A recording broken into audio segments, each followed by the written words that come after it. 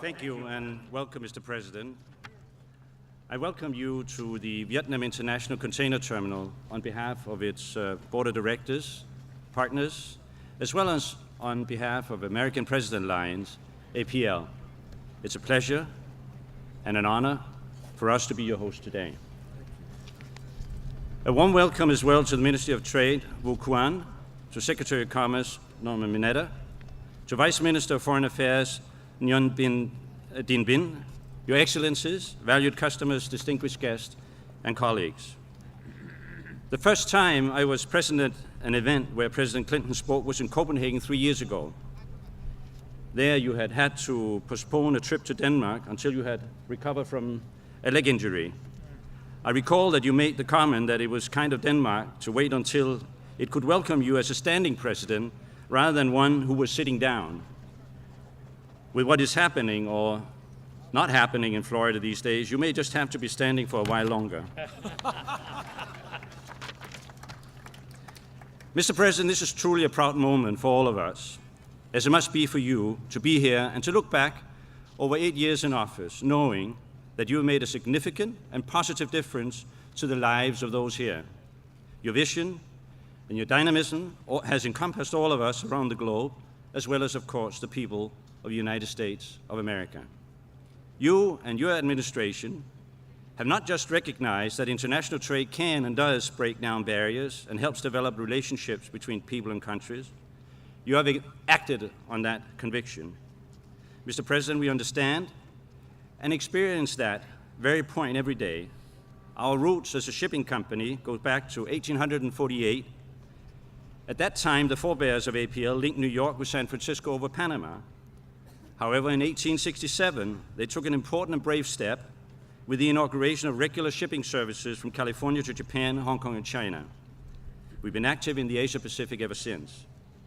And a lot has happened over the years. Just imagine, Mr. President, what world trade would be today if a smart American trucker had not come up with the idea that resulted in containerization as we know it today. We take it for granted now, but this, in a mobile way of transporting goods, really only took off in the early 70s, just 30 years ago. This fast and much more efficient, cost-efficient transportation system has helped developed countries in particular to become active in the manufacture and export of consumer goods rather than just being exporters of primary products. It has allowed all countries to become active participants in the global community of trading partners. Add to this modern technology. A manufacturer here in Vietnam can now use a keyboard to find a market and new trading partners. At APL, we have a culture of innovation and the intelligent use of IT in business. This is why when trade sanctions were lifted in 1994, our first priority was to connect our new Ho Chi Minh City office to the rest of our system by satellite and to train our local staff. Vietnam became part of our global network overnight. A liberal and free trading environment opens new doors. This terminal is an excellent example of international cooperation between a local Vietnamese partner, Suatco, linking with a great Japanese trading company, Mitsui & Company, and with our parent, Neptune Orient Lines of Singapore. A truly successful joint venture gave Vietnam its first container terminal, which, in addition to benefited from considerable technology transfer from the container terminals operated globally by its main user, APL. Becoming a welcome part of the local community leads to even more, as illustrated by our support for the Helmets for Kids initiative. A small step, maybe, but a signal of APL's strong commitment to the local community. I'm delighted that you have launched this program, Mr. President. As helmet wearing goes up and the rate of casualties in traffic accident goes down, we will all remember the important part you had in that. Ladies and gentlemen, as part of my role as host here today, along with welcoming the President, it's my equally great pleasure to be permitted to introduce U.S. Secretary of Commerce, Norman Mineta. Mr. Mineta has had a long and distinguished career of 4 decades. In fact, as he was beginning his working life serving the public, I was beginning mine in shipping. His scope is global as well as local, so is mine. But while I think I've had fun and interesting career, it would take me a lot too long to recount to you all that Norman Mineta has accomplished. So I'll confine a review to a few specifics which reflect not just his achievements, which are significant, but also a personality who cares for people. Secretary Mineta has stated his top priorities include people as part of the business and protecting coastal and marine resources. And his office's responsibilities range from advising the President on trade to forecasting the weather. His priorities can be traced through a career that has taken him through many distinguished responsibilities. One role in particular caught my attention. He was elected to the US Congress representing the Silicon Valley back in 1974. Ladies and gentlemen, here's the man who represented the dot-coms before the coms were even dotted. He's been involved in promoting trade, both at home and internationally. But behind his career has been a personality that cares for the individual, something recognized publicly in 1995 when he was awarded the Martin Luther King Jr.'s commemorative medal for his contributions to the field of civil rights. It's an honor to now invite Mr. Mineta to address us.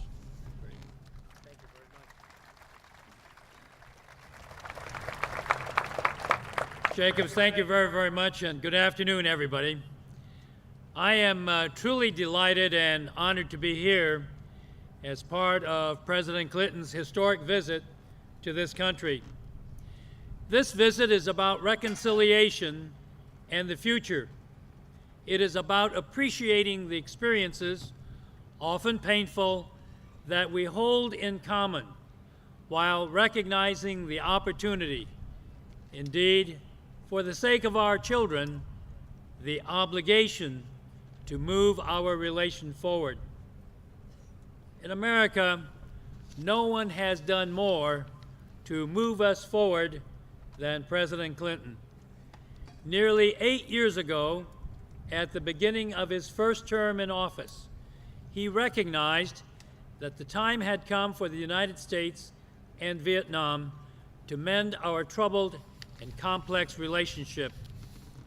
With a steady hand and an eye toward the big picture, and with the cooperation of Vietnam's leaders, he crafted a long-term strategy for U.S.-Vietnam relations that resulted in, first, the lifting of the trade embargo, later, the restoration of full diplomatic relations, and most recently, the signing last July of the bilateral trade agreement. As the Secretary of Commerce, I believe that the bilateral trade agreement will be of enormous help to Vietnam's economy and to many of its entrepreneurs.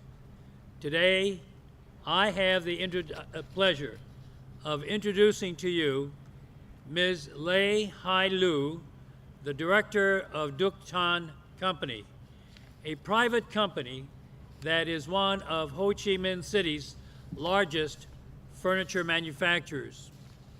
Ms. Lu is an excellent example of the entrepreneurial spirit that has taken hold in this city.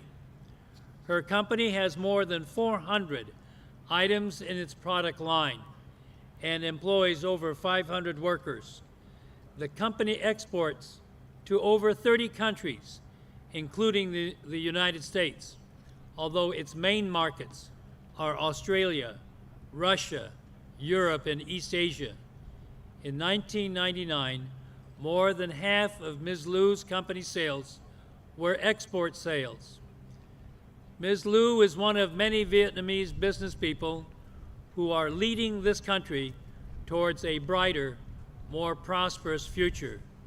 Ladies and gentlemen, it is my great pleasure to introduce to you Ms. Lê Hai Lu.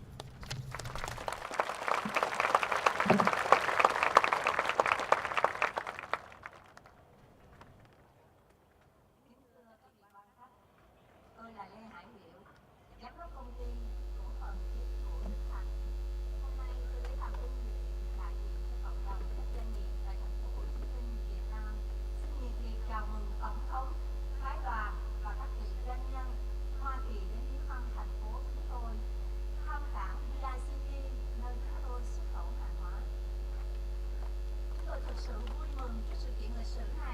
ITC. I'm very happy with this new development because I think it will open a new page in the relationship between the US and Vietnam, and I'm sure that the US businessmen are as well happy as I am. I hope that the BTA will be ratified in a very near future. Các bạn quý vị xin gần với tôi xin chào mừng ông William Jefferson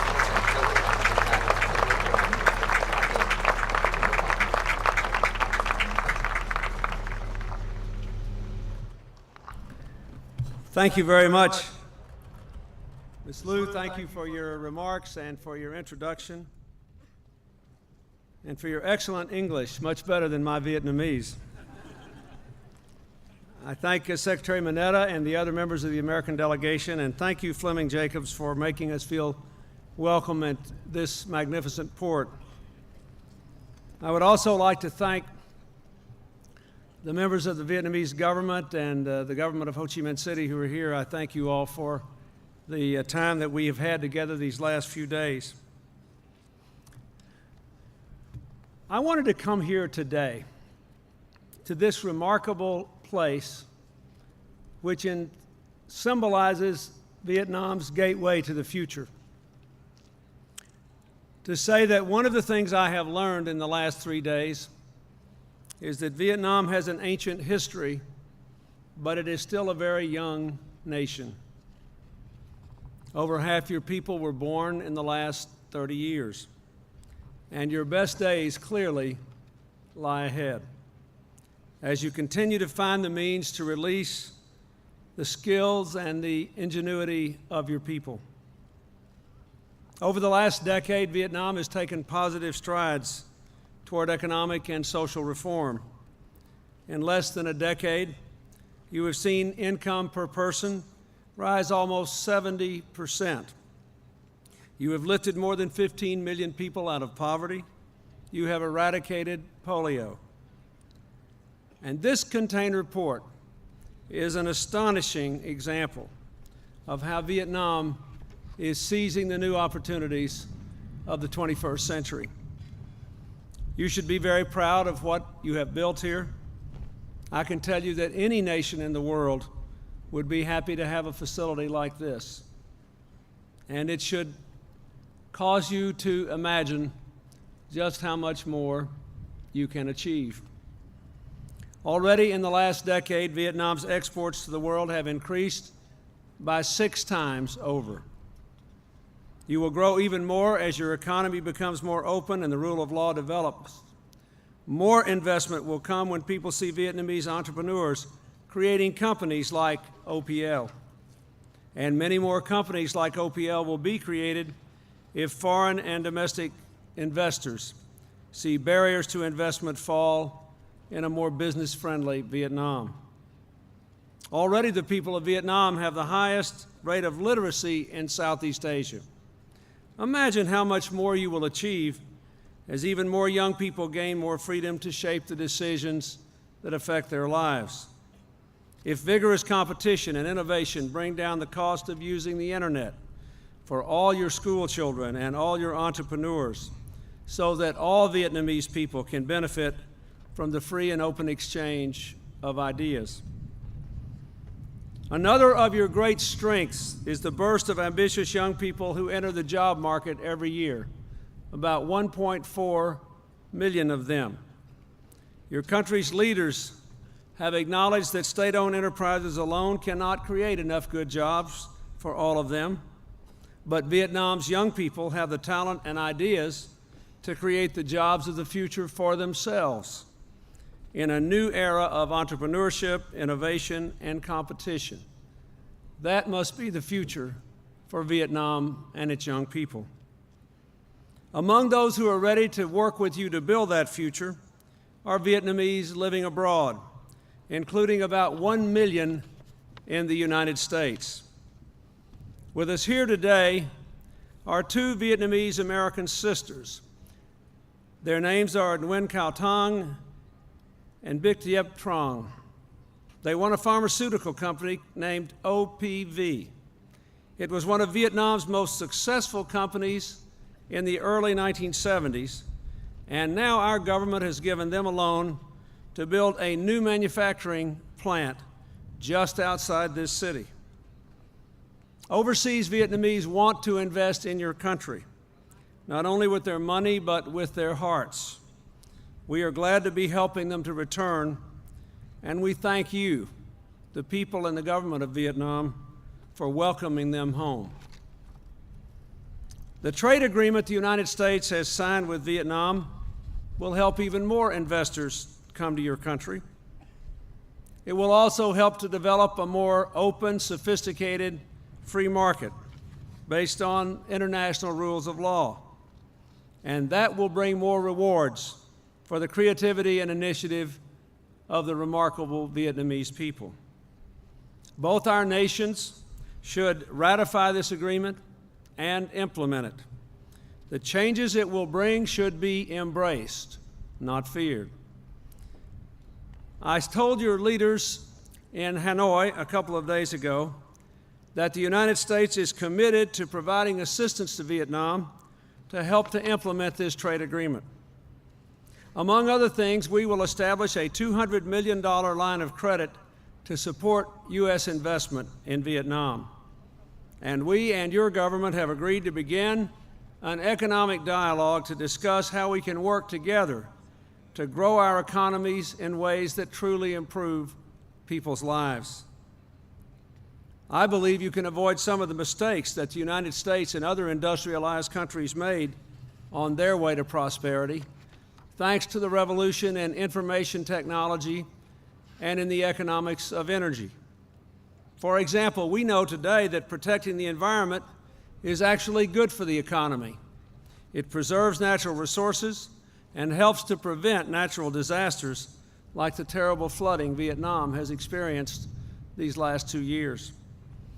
We now know that the more you invest in workers, raising their skills and protecting their rights, the more productive they will be and the more profitable companies will be, and the stronger national economies will grow. I am very pleased that on Friday we signed an agreement with the Vietnamese government to begin a dialogue on labor issues, on safety and standards in the workplace, and on the skills workers need for this new information economy, as well as the protections they will need from its disruptions. No one can deny the importance of these issues as we work together for a better future. But no one should deny Vietnam the opportunity to grow. That is the meaning of our trade agreement. That is the meaning of this port. The workers here at this port know better than anyone that trade lifts wages, raises standards, opens opportunities. It has been a great privilege for me to see today and over the last few days what the Vietnamese people have accomplished. I have been deeply moved by my visit here. I came here in part because I believe that America and Vietnam are linked not just by a shared and often tragic past that must be honored and remembered, but that we have a bright future that we can build together to liberate our people and their potential. The years of animosity are past. Today we have a shared interest in your well-being and your prosperity. We have a stake in your future, and we wish to be your partners. We wish you success. Chúc các bạn sức khỏe và thành công. Thank you very much. Thank you.